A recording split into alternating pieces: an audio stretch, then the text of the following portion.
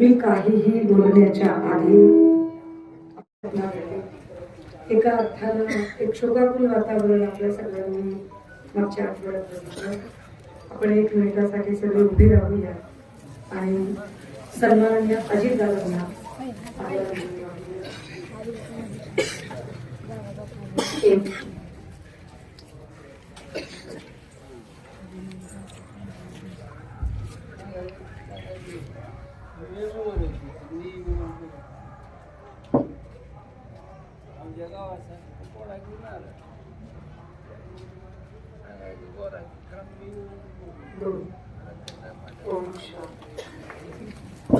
जिल्हा परिषदेच्या साठी आमच्या सौ अंजलीताई या उभ्या आहेत.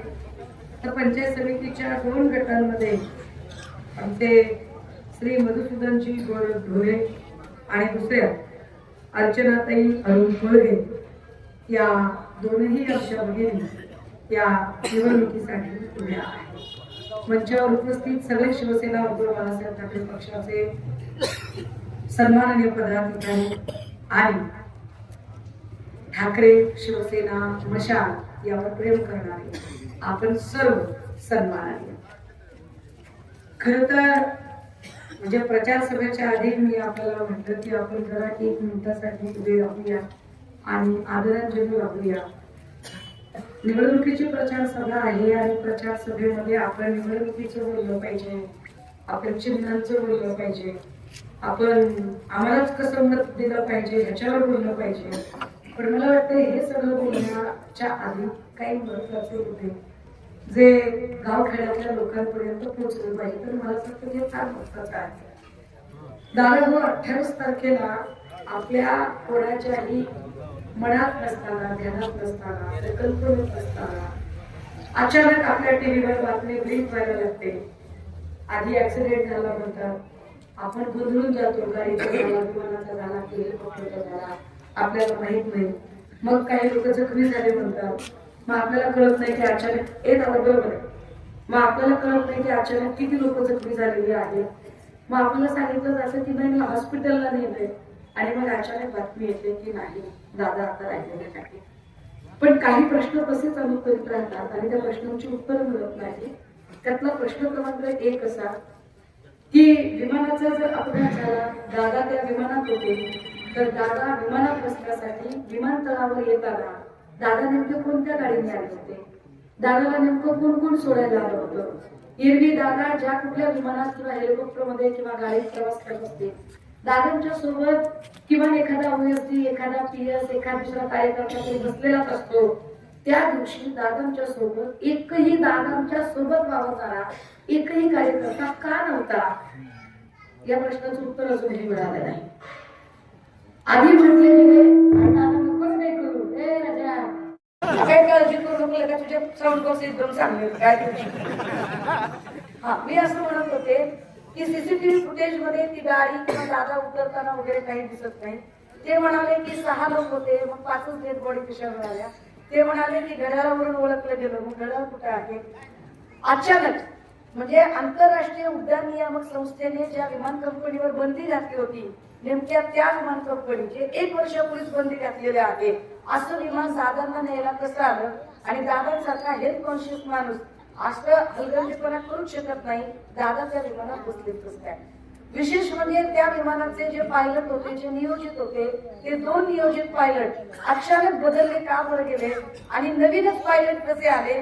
असे नवीन पायलट की ज्या पायलटला 2 ते 4 वेळा त्याने अल्कोहोलिक असल्यामुळे त्याला डिसमिस केलेलं होतं.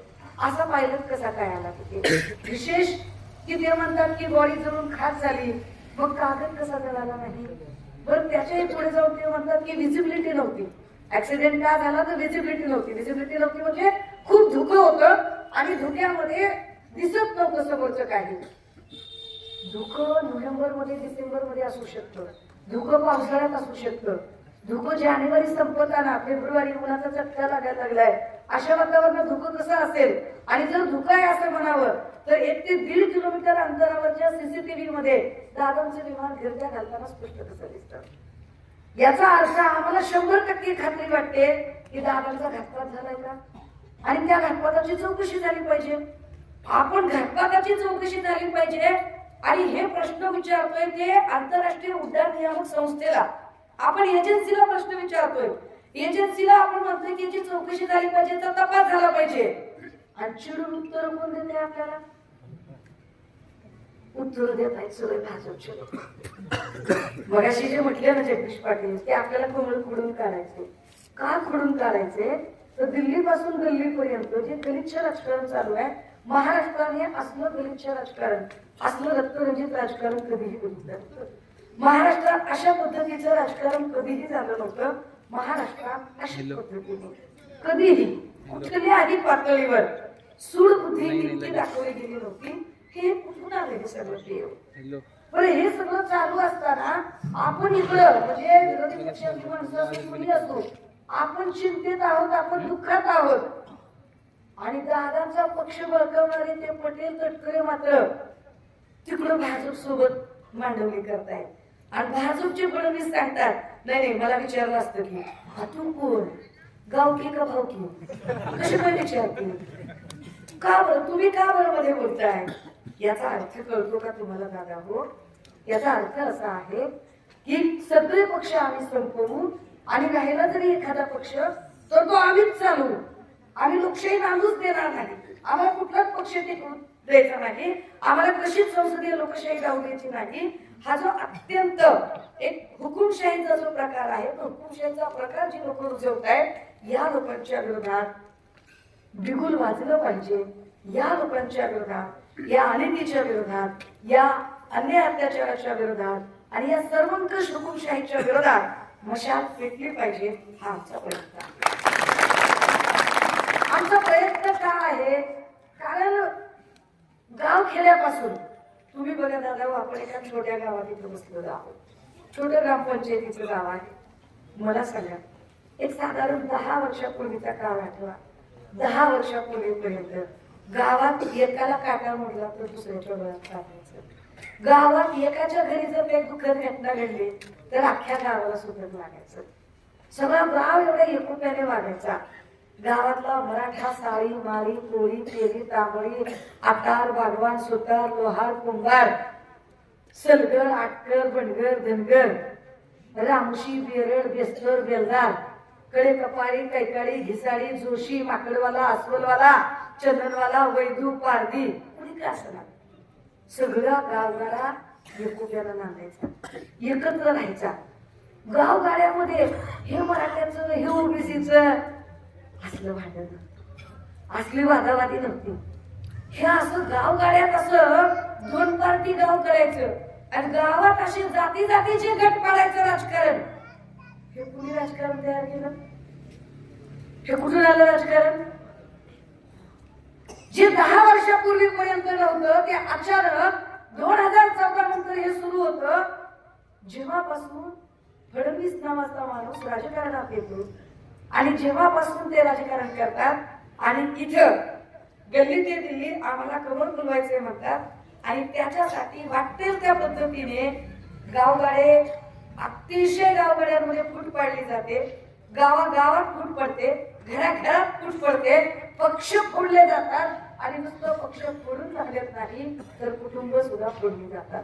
मग चुलता पुतण्याला ओळखत नाही, भाऊ बहिणीला ओळखत नाही, बापलेकाला ओळखत नाही. त्यांना ज्या पद्धतीने करायचंय त्या पद्धतीने ते करतात. त्याचा परिणाम काय होतो? त्याचा परिणाम असा होतो की जे महत्वाचे प्रश्न आहेत त्या प्रश्नांकडे त्यांचं लक्ष जात नाही. त्या प्रश्नांवर ते कधी बोलतील बरं? या प्रश्नांवर त्यांना कधी बोलायला वेळ मिळेल बरं? म्हणजे साधं गणित आहे. मगाशी मी आणि जगदीश दादा आम्ही बोलत होतो दोघं जण आणि बोलताना ते मला म्हणाले, ताई तुम्ही चांगला प्रश्न हाताळला होतो. नवोदयाची पोरगी आता 8वीचं लेकरू आत्महत्या प्रकरण झालं आणि फार कमी वेळामध्ये आपण त्या लातूरच्या एसपींना बोललो. जे काही त्याच्यातल्या सगळ्या फॉर्मॅलिटी आहेत त्या सगळ्या फॉर्मॅलिटी करून घेतल्या. संबंधित अधिकाऱ्यांचे जे कोणी त्याच्याशी संबंधित मेट्रोन होती, वसतिगृह अधीक्षक होते, त्यांच्या डिसमिस ऑर्डर असतील, या सगळ्या गोष्टी आपण करून घेतल्या. ह्या खरं तर गोष्टी कोणी करायला पाहिजे? ह्या गोष्टी सरकार नावाच्या यंत्रणेने करायला पाहिजे. या गोष्टी पोलिसांना सांगायची वेळ येऊ नये. त्या सांगायची वेळ काय येते? तर पोलिसांना दुसरीच सगळी काम आहेत बिचारांना, बिजी लोक आहेत सगळे, त्यांच्याकडे काय काम आहे? तर पोलिसांनी अमुक एक काम केलं पाहिजे म्हणून त्यांच्यावर बारीक लक्ष ठेवून कोण असलं पाहिजे? तर त्या खात्याचे मंत्री असले पाहिजे. त्या खात्याचे मंत्री कोण आहेत? तर गृह खातं चालवतात ते गृहमंत्री. पण गृहमंत्र्यांना वेळ कुठे आहे? कारण गृहमंत्र्यांचा सगळा वेळ हा लोकांची पक्ष फोडणं आणि घर फोडणं याच्यातच जातोय. त्याला विचारायला वेळच नाही, तर वेळ नाही त्याच्यामध्ये. दादा हो, 3 वर्षाचं लेकरू सुरक्षित नाही, 3 वर्षाची पोरगी, आणि 70 वर्षाची आजी पण सुरक्षित नाही. एवढी वाईट परिस्थिती या राज्यात कधीही नव्हती. हा राज्य छत्रपती शिवरायांना मानणारा, डॉक्टर बाबासाहेब आंबेडकरांना मानणारा, फुले शाहू आंबेडकरांचा हा महाराष्ट्र प्रबोधनकारांचा, या महाराष्ट्रामध्ये जिथे मला आठवतं की एकमेवाद्वितीय हिंदू हृदय सम्राट बाळासाहेब ठाकरे एक नांदेडचं प्रकरण झाल्यावर त्या माऊलीला बोलवून तिचं कौतुक करून म्हणतात की तुझे केस लढायला शिवसैनिक सगळे 72 तयार आहेत, तर तुझ्याबद्दल अन्याय झाला, तुझ्याकडे जर कुणी बोट दाखवलं तर त्याचं बोट तोडायचं नाही, त्याचा कुणी तुझ्याकडे वाकड्या नजरेने बघितलं तर त्याची डोळे काढायची हिंमत तुझ्यात आली पाहिजे, बाकी काही झालं तर आम्ही आहोत. हे वातावरण होतं या राज्यात. पण आता जर 3 वर्षाचं लेकरू सुरक्षित राहत नाही आणि त्या लेकराबद्दल FIR करून घ्यायची का नाही? FIR करायला जर आपण पोलीस स्टेशन मध्ये गेलो तर पोलीस आधी बघतोय की आपल्याला विचारावं लागेल का, सत्ताधारी पक्षाचे लोक काय सांगतील, सत्ताधारी पक्षाच्या माणसाने सांगितलं तर आपण निवडून आणू, नाहीतर आपण FIR करू, नाहीतर FIR करायची नाही. आणि सत्ताधारी पक्षाच्या लोकांनी काय करायचं? तर सत्ताधारी पक्षाच्या लोकांनी त्या ठिकाणी स्थानिकला आपापले पोलीस अधिकारी आणून ठेवायचे आणि ते पोलीस अधिकारी त्यांच्या पद्धतीने काम करतील. म्हणजे इथली सगळी माणसं, मगाशी मला जगदीश आश्चर्य वाटलं कसे ते एवढे सगळे मुद्दे आपण सांगतोय. हे एवढे सगळे मुद्दे सांगण्यापेक्षा जसं भाजप विषयी प्रचार करते, ही जात काय आहे, तो धर्म काय आहे, जातीचं धर्माचं हेच विषयी भांडण करत बसायचं, बाकीचे मुद्देच बोलायचे नाही. बाकीच्या मुद्द्यांवर त्यांना बोलायला वेळ नाही, त्याच्यावरती ते चर्चा करत नाहीत की अरे 2 नंबरच्या धंद्यांचं काय झालं. जे आता इथे सांगितलं गेलं जगदीश भाऊकडून की बाबा जनशक्ती विरोधात धनशक्तीची लढाई आहे, कदाचित ते मताला 5-10 हजार रुपये खर्च करतील, करू शकतात, पैसे आहेत त्यांच्याकडे. पण पैसे कुठले येत? काय गटाडं खांद्याला गेले होते होय, कबराशी खांद्याची काम होते, पैसे कुठले येत? तेव्हा 2 नंबरचा धंदा आहे, सगळे 2 नंबरचे धंदे चालू ठेवायचे आणि त्याच्यातलं पैसे कमवायचे. दारूचं दुध असो का मग त्याचा अंडा असो, एकाकडे छकन दुरीकडे सत्या, तिरीकडे आकड्या चौकात नव्हता, ओपन जीव दिला आणि मुळच झोपू दिला. माणसाला सुधरूच घ्यायचं नाही काही, काय म्हणजे त्याचा विकासच झाला नाही पाहिजे. दादा हो, वोटिंगच्या आधी कदाचित आदल्या दिवशी तुम्हाला मताला 5,000 रुपये देऊ पण शकते, न द्यायला काय झालं?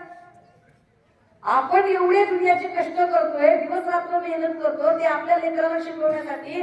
आपलं लेकरू डोळे फोडून अभ्यास करतं, आईबाप त्याला पोटाला चिमटा घेऊन त्याला प्रत्येक वस्तू देतात, लेकरू शिकतं, लेकरू वाढतं, लेकरू कॉलेजला ऍडमिशन घेतं आणि चांगलं कॉलेज मिळावं म्हणून आपण धडपडतो आणि चांगल्या कॉलेजला लेकरांना ऍडमिशन घ्यायचंय.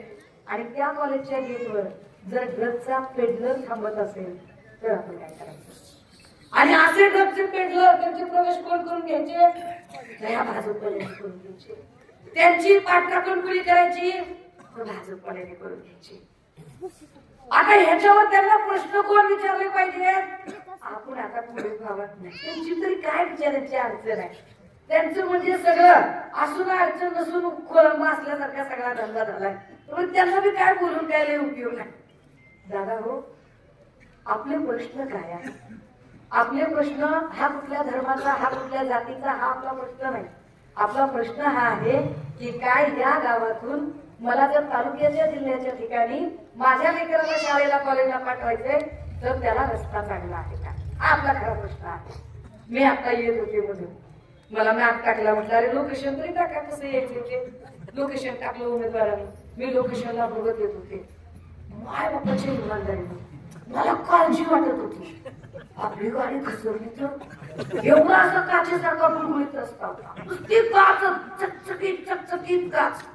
आईला काय विकास केला, इकडून असं लोहारा जेवढी असं इकडून आली म्हणून म्हणजे तुम्हाला रस्ता कळला असेल की रस्ता कसा आहे ए दादा, ज्यांना म्हणजे मनके बिनके दुखत असतील आणि वाटत असेल की नाही ताई आमच्यासाठी असंच चांगलं असंच पाहिजे तर त्यांनी तिकडे जायला हरकत नाही. पण ज्यांना वाटतं की नाही हा रस्ता अतिशय चांगला झाला पाहिजे आणि आमच्या लेकरांना सहज सुलभपणे शाळा कॉलेजला जायला यायला चांगली वाहनं या रस्त्यावरून गेली पाहिजे, तर मला वाटतं मशाल पेटली पाहिजे. मशाल पेटली.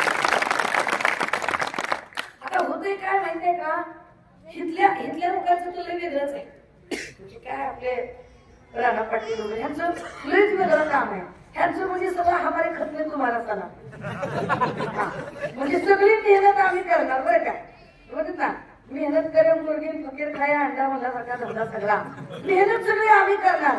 आणि ह्यांनी नुसतं असं आम्ही केलं आम्ही केलं आणि काय केलं आम्ही केलं. म्हणजे ती मला कधी कधी असे की आठवते की 3 मित्र जमले होते.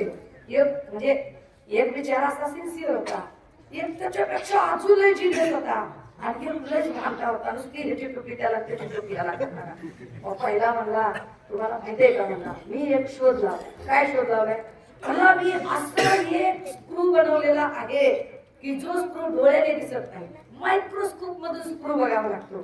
जसं म्हणला हे तर काहीच नाही म्हणलं. मग काय, मी अशा स्क्रूला छिद्र पाडून त्याच्यातून मोजता येईल इतकी बारीक तार बनवली. म्हणला तुम्ही उगाच मेहनत केली म्हणता. मी काय केलं माहितीये का, मी त्याच्यावर माझा मिळींचा शिक्का मारलाय म्हणा. आपण फक्त त्याग लावणार आहे, आपण मेहनत करत नाही. तुमच्याकडचा जे माणूस आहे का त्या पकडीतला आहे, मेहनत करायची नाही.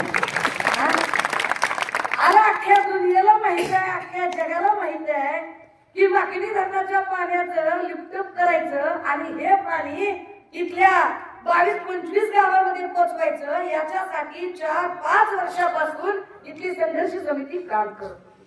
ज्या संघर्ष समितीमधली इथली तरुणीवान कोरोर रोज कधी मुख्यमंत्र्यांना पत्र लिही, कधी राज्यपालांना पत्र लिही, कधी आमदारांच्या भेटी घे, कधी आपले स्वर्गीय अजितदादा त्यांच्यापर्यंत पोहोच, अशा सगळ्या गोष्टी करत होती. आणि या संघर्ष समितीचं नेतृत्व कोण करत होतं, तर ते जगदीश पाटील. एवढ्या सगळ्या प्रयत्नानंतर 113 कोटीची पाण्याची योजना आपण इथं आणली, ज्याच्यामुळे इथला सिंचनाचा टक्का आहे, ज्याच्यामुळे शेती मातीचे प्रश्न सुटतील. आपण शेती मातीतली माणसं आहोत, तुमची माझी नाळ शेती मातीतली आहे, आपण गावखेड्यातली माणसं आहोत. ही योजना इथल्या संघर्ष समितीच्या पोरांनी आणली, ज्या संघर्ष समितीच्या पोरांनी प्रसंगी अंगावर केसेस घेतल्या, मूळचे झाले तर त्याच्यात लाटा काट्या खाल्ल्या, सगळी योजना झाली. आणि आता सगळं झाल्यावर भरतीमधून घोडं नाचवत, आता ऐन इलेक्शन मध्ये अचानक उठून ते झोपेतून उठून म्हणजे असते का, म्हणजे कुठंही काय झालं ते आम्हीच केलं, काय झालं ते आम्हीच केलं, गावात गोड बातमी मला ते असं नाही का. जरा तरी विचार करा. मला असं वाटतं की जर ज्या पद्धतीने आता जगदीश पाटील यांनी सांगितलं की इथला सिंचनाचा टक्का वाढवायचा असेल, तर जे इथले पाझर तलाव आहेत या पाझर तलावांची रुंदी आणि खोली वाढवली गेली तर अजून पाणी जास्तीचं साठू शकतं. पण ती रुंदी आणि खोली वाढाल आणि त्या पाझर तलावांच्या जलसाठवण क्षमता अधिकच्या वाढाव्या, याच्यासाठी प्रयत्न करण्यासाठी एक दूरदृष्टीचा प्रतिनिधी असावा लागतो. तो दूरदृष्टीचा प्रतिनिधी असेल तर हे काम अतिशय चांगल्या पद्धतीने होऊ शकते. आता ज्यांना असं वाटतंय की नुसत्या मोकळ्या रानात गप्पा हाणल्या तरी ते पीक निघते, ते खुशाल त्यांच्या सोबत जावं, आपलं काय म्हणणं नाही. पण ज्यांना वाटतंय की नाही पाऊसच पडला पाहिजे आणि पाणी शेतात आलं पाहिजे, आपल्या प्रत्येकाच्या शेतातलं बांधातलं तिथं पाण्याचा प्रश्न सुटला पाहिजे, पिण्याचा पाण्याचा प्रश्न सुटला पाहिजे आणि आमच्याकडे आम्ही सर्वाधिक जलसाठवण क्षमतेचे धनी झालो पाहिजे, असं ज्यांना वाटतंय त्यांनी मात्र मशाल पेटवली पाहिजे. दादा हो, आम्ही खात्रीने सांगू शकतो की आम्ही बरेच लोक म्हणाले की अरे काय म्हणले शिवसेना युतीचं काय आता काय केलं नाही. ज्या लोकांनी आमचा पक्ष चिन्ह सगळं कपट कारस्थान करून कपट डान्स करणारे अर्थात देवेंद्रजीच होते म्हणा. कारण देवेंद्रजींचा प्रॉब्लेम असा की त्यांना स्वतःला माणसं घडवताच येत नाही. म्हणजे आपण जसं सांगू शकतो की नाही की बाबा एखाद्या ठिकाणी समजा पवार साहेबांनी कोणाला घडवलं तर आपण नावं सांगू शकतो, किंवा त्यांनी वळसे पाटलांना घडवलं असेल, हसन मुश्रीफांना घडवलं असेल, किंवा त्यांनी अजितदादांना घडवलं असेल, सुप्रियाताईंना घडवलं असेल, खूप काही नावं सांगता येतात. वंदनीय बाळासाहेबांनी कोणाला घडवलं तर नावं सांगता येतात. भुजबळ साहेबांना घडवलं, नारायण राणेला घडवलं, आनंदराव अडसुळांना घडवलं, चंद्रकांत खैरेंना घडवलं, किंवा राज साहेबांना घडवलं, उद्धव साहेबांना घडवलं, कितीतरी नावं सांगता येतील. पण फडणवीसांनी कुणाला घडवलं असा जर प्रश्न विचारला तर एक पण नाव सांगता येत नाही. त्यांनी माणसं घडवली नाही, दुसऱ्याचा तयार रेडीमेड माल फक्त चोरला, बाकी काहीच नाही. कुणाला ईडीचा धाक दाखवायचा, कुणाला सीबीआयचा धाक दाखवायचा, चुप बैठवले दुकान काटून कार्यक्रम करायचा, आणि असे ईडी सीबीआय ब्लॅकमेलिंग करू माणसं आली, आणि ब्लॅकमेलिंग करू जी माणसं इतरत्र पक्षामध्ये गेली.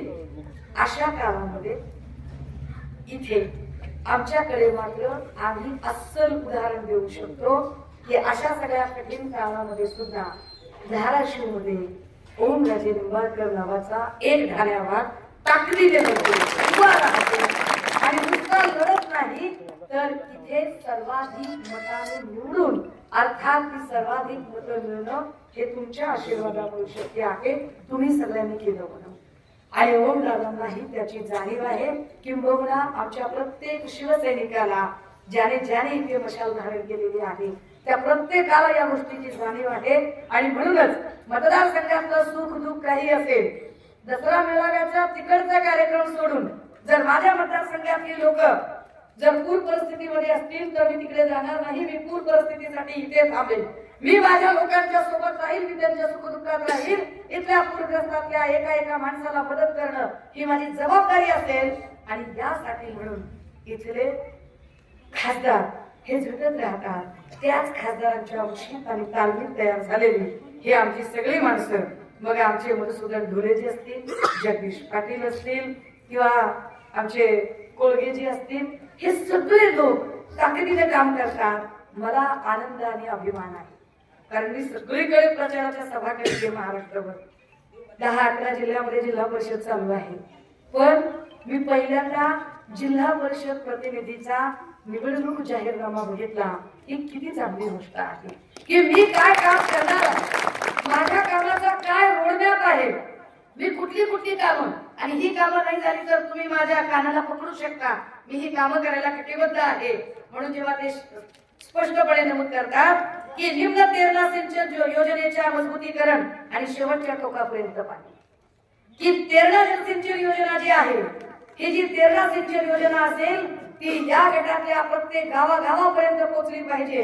यासाठी आमचे 3ही प्रतिनिधी, 2 पंचायत समितीचे, जिल्हा परिषदेचा, हे सगळे प्रयत्नशील असतील. आणि त्यासाठी आवश्यक असणारा निधी जो वार्षिक 150 कोटी म्हणजे काही थोडका झाला का, आम्ही त्यासाठी प्रयत्न करत आहोत. केशेगाव गावातील यमाई तलावाची दुरुस्ती, मी जे मगाशीच म्हटलं की तलावाचं रुंदीकरण आणि खोली जर आपण यावर काम केलं तर जलसाठवण क्षमता वाढू शकते. सौर ऊर्जा ग्रीडद्वारे शेतीला दिवसा व अखंड वीज उपलब्ध, हा फार महत्वाचा मुद्दा आहे. कारण जो शेती मातीतला त्याला ते प्रश्न करतील ना, ज्याला रेड कार्पेटवर मी पाया स्लीपर घालून उतरते त्याला कसं करणार आहे ते, ज्याला रोज इथं शेत मातीमध्ये काम करणारा माणूस आहे त्याला हा प्रश्न कळेल की सौर ऊर्जा ग्रीडद्वारे. का बरं? कारण रात्रीला जर शेतकऱ्यांना लाईट मिळत असेल आणि रात्र जर शेतकऱ्यांना डोळे फोडावे लागत असतील तर शेतकऱ्यांनी काम कसं करायचं, त्याच्या इकडनं बिबट्या आला, तिकडनं बिबट्या आला, त्याच्या बातम्या अजून वेगळ्या चालू. पण अशा सगळ्यांमध्ये खास शेतकऱ्यांचा विचार करून सोलार प्लॅनेट आपल्याला करता येतील का, आणि सोलार प्लांटच्या साह्याने सौर ऊर्जा फिडरद्वारे शेतीला दिवसा व अखंड वीज, जेणेकरून तुम्ही दिवसा शेतीला पाणी देऊ शकाल, यासाठी काम करायला आम्ही कटिबद्ध असू. पाणंद रस्ते, शेती रस्ते अंतर्गत सिमेंट रस्ते पूर्ण करणार. तुम्ही पाणंद रस्ते नक्की करा, पण ती मधला रस्ता बी एकदा करून घ्या. म्हणजे आपण त्यांच्यासाठी मदत करू बाबा, त्यांची बी माणसं येणार जाणार आहेत, काय होते आपण बी आणि त्यांना बी आपण मदत करून टाकू. कारण रस्त्यांचं काम, रस्ते हे कुठल्याही गावच्या विकासाची खरी वाहिनी असते. ह्यांना फक्त विकास उच्चारता येतो, विकास करता येत नाही. विकास ऍक्च्युअल काय असतो, त्याचा रोडमॅप काय असतो, तो रोडमॅप या जाहीरनाम्यामध्ये सांगितलेला आहे. उन्नत शेतीच्या विकासासाठी AI तंत्रज्ञानाचा वापर करण्यावर, ही एवढी सगळी जी ऍडव्हान्स्ड टेक्नॉलॉजी आहे, ती ऍडव्हान्स टेक्नॉलॉजी काय आम्हाला आमच्या शेती मातीसाठी वापरता येईल का? या गटातल्या शेतकऱ्यांच्यासाठी, इथल्या पिकांच्यासाठी जर काही पिकांवर किडी असतील, कुठला रोग पसरलेला असेल, त्यासाठी अत्यावश्यक अशा काही औषध फवारण्या असतील, त्याच्या काही योजना असतील आणि त्यासाठी नेमकं शेतकऱ्यांच्यासाठी काही मार्गदर्शनपर उपक्रम राबवायचे असतील, तर त्यासाठी आमचे तीनही प्रतिनिधी हे तत्पर असतील. महत्वाचं, अतिवृष्टी किंवा दुष्काळात शेतकऱ्यांना पीक विमा तसेच सरकारी मदतीचा मोबदला. दादा हो, आता आपण पूरग्रस्त परिस्थितीला सामोरे गेलो होतो. काय केलं सरकारने आपल्या सोबत? इथल्या पीक विमा शेतकऱ्यांना मिळावा म्हणून आमदार कैलासदादा पाटील यांचं धाराशिव मध्ये ऐन दिवाळीमध्ये उपोषण चालू होतं. त्या उपोषणाला थोडं यश आलं, मग कोर्टात केस दाखल झाली. कोर्टाने सांगितलं, खालच्या कोर्टाने, की अरे शेतकऱ्यांचे विम्याचे पैसे शेतकऱ्यांना देऊन टाका. तुम्हाला आश्चर्य वाटेल आम्ही का कमळाच्या विरोधात होतो ते काय म्हणतात, की जेव्हा कैलासदादा आणि इथले आमचे सगळे लोक कोर्टात भांडायला गेली आणि कोर्टाने सांगितलं की शेतकऱ्यांचे विम्याचे पैसे शेतकऱ्यांना देऊन टाका, तेव्हा वरच्या कोर्टात विमा कंपनीच्या वतीनं कोण केलं तर भाजप केलं. बघा, त्यांना शेतकऱ्यांची चिंता नाही, त्यांना शेतकऱ्यांपेक्षा जास्त त्यांना विमा कंपन्यांची चिंता आहे. पण आमचा प्रयत्न असेल की आमच्या या गटातल्या शेतकऱ्यांचे विशेषतः विम्याचे जे प्रश्न आहेत ते प्रश्न सोडवणे आणि त्यांना मदतीचा मोबदला मिळवून देणे, त्यासोबतच शुद्ध पिण्याच्या पाण्याची व्यवस्था करणे. मी स्वतः धाराशिव मध्ये या उमरग्याच्या श्रमजीवी कॉलेजमध्ये माझं BEd झालेलं आहे. मी शिकायला 1 वर्ष इथं होते. शिवाजी कॉलेजमध्ये मी 1 वर्ष प्राध्यापक म्हणून नोकरी केलेली आहे. त्यामुळे पिण्याच्या पाण्याचा प्रश्न या जिल्ह्यात किती महत्वाचा आहे आणि किती गंभीर आहे याची मला कल्पना आहे.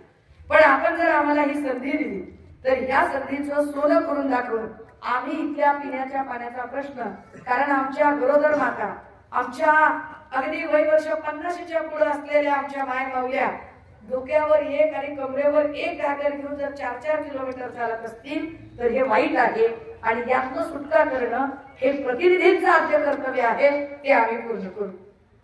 आम्ही सांगतोय की दुग्ध व्यवसाय करणाऱ्या शेतकऱ्यांना दूध संकलन केंद्र आणि पशुखाद्यासाठीचं अनुदान किती बारकाईने विचार करतोय बघा, की इथे दूध संकलन केंद्र असलं पाहिजे आणि नुसतं दूध संकलन केंद्र नाही तर इथली जी काही दुग्धजन्य असे प्राणी आहेत, मग इथली गाय, म्हैस, शेळी या सगळ्यांच्यासाठीच जे पशुखाद्य योजना आहे त्या पशुखाद्य योजनेवर आम्ही काम करण्यासाठी तत्पर असू. गरज आहे आपल्या एका आशीर्वादाची. प्रत्येक गावात अद्ययावत अभ्यासिका आणि वायफायची सुविधा. दादा हो, मी पुण्यामध्ये राहते. मी पुण्यामध्ये UPSCच्या पोरांना शिकवते. मी आंतरराष्ट्रीय धोरण, आंतरराष्ट्रीय राजकारण, परराष्ट्रीय धोरण आणि कायद्याचा पेपर शिकवते. आणि माझ्या तेव्हा लक्षात येतं की सगळ्यात जास्त लेकरं कुठली शिकायला येतात तर ती धाराशिव मधली, नांदेड मधली, लातूर मधली, मराठवाड्यातली लेकरं जास्तीत जास्त तिकडे शिकायला येतात. पण जी लेकरं तिकडे शिकायला आहेत ती लेकरं आपल्या आईबापांना त्रास होऊ नये म्हणून पोटाला चिमटा काढून शिकणारी लेकरं आहेत. खूप मेसला पैसे जातात म्हणून कित्येक अशी लेकरं आहेत की जी एक वेळची मेस 2 ठिकाणी करून खातात किंवा एक नाश्त्याची प्लेट 3 पोरं एकत्र बसून खातात. अशा पोरांना जर इथं त्यांच्या अभ्यास योग्य वातावरण मिळालं तर त्या लेकरांचा तिकडचा खर्च वाचेल. आणि आम्ही त्याच्यावरही विचार करतोय की या सगळ्या UPSC MPSCचा अभ्यास करणारी लेकरं, त्या लेकरांच्यासाठी इथं अभ्यासिका उपलब्ध करून देणं आणि त्या अभ्यासिकांच्यासाठी त्यांना आवश्यक असेल तेव्हा जगाचं सगळं ज्ञान मिळवण्यासाठी, त्यांना त्यांचा डेटा पॅक मिळवण्यासाठी इथं आमच्याकडून वायफायच्या सुविधा असणाऱ्या अद्ययावत अभ्यासिका. आता ज्यांना हे सगळं पाहिजे असेल त्यांनी मशाल निवडायची बरं का. पुढे आम्ही पुन्हा सांगतो की गावातल्या मुख्य चौकात सौर पथदिवे बसवून, फार महत्वाचा प्रश्न आहे. इथं सभा होते, इकडे एक फोकस लावलाय, इकडे एक फोकस लावलाय. निश्चितपणे हा फोकस आता लावला असेल, सभेसाठी लावला असेल, है की नाही? गाव कुणाचं ते मला काय माहित नाही बरं का. पण आता इथं ह्या कार्यक्रमासाठी इथं 2 फोकस लावून आपल्याला ही सभा घ्यावी लागते. जर आपण सौर प्लांट जर केलं तर इथले पथदिवे आपल्याला चालू करता येऊ शकतात आणि हा आमचा मानस आहे की तुम्ही मशालीच्या सोबत जर उभे राहिला तर आम्हाला गावागावातल्या चौकांमध्ये आणि पथदिवे जे महत्वाचे ठिकाण आहेत अशा ठिकाणी सौर ऊर्जेवर चालणारी पथदिवे लावणं शक्य होईल. दवाखान्यांमध्ये 24 तास 108 नंबरची काय अपेक्षा असते बरं आपल्या लोकांची? वॉटर गटर आपली अपेक्षा काय आहे बरं? तर पंचायत समितीमध्ये जे उपजिल्हा दर्जाचं रुग्णालय आहे त्या उपजिल्हा दर्जाच्या रुग्णालयातनं सगळ्या प्रकारच्या सुविधा मिळाल्या. विशेषतः कोणती सुविधा? सोनोग्राफी सारखी सुविधा. काय परिस्थिती आहे सध्या उपजिल्हा रुग्णालयांमधून? तर परिस्थिती अशी असते की सोनोग्राफीचं मशीनच बंद करताना आतला डॉक्टर बाहेरच्या खासगी प्रॅक्टिस वाल्याची चिठ्ठी लिहून देतो.